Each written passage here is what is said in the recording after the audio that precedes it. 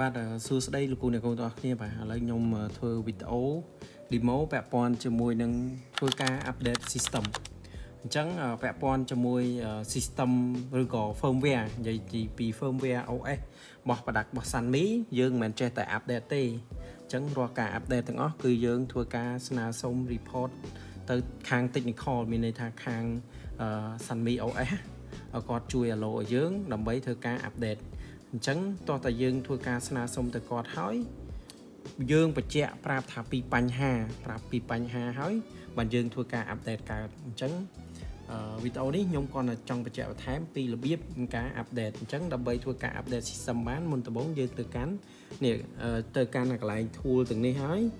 តមកទៀតកន្លែង system update យើងចូលទៅ system update ដើម្បីការ update យើងបានលឿនយើងចូលទៅកាន់កន្លែង menu កន្លែងនេះយើងចុចលើនឹងមកតមកយើងចុចពាក្យ setting តមកយើងនេះដោយសារនេះបើវា limit អញ្ចឹងមានន័យថាពេលយើង update ទៅរៀង slow អញ្ចឹងយើងបើកមកអស់មក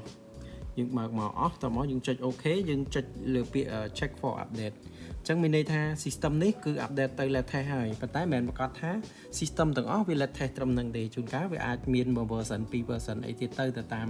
តម្រូវការជាក់ស្ដែងអញ្ចឹងនៅពេលដែលបន្ទាប់ពីខាង technical គាត់បាន allow នៅ update ហើយយើងគាត់ចុច check for update ទៅបន្ទាប់ពី update ហើយវា restart វានឹងដំណើរការមកវិញហើយអញ្ចឹងអរគុណច្រើន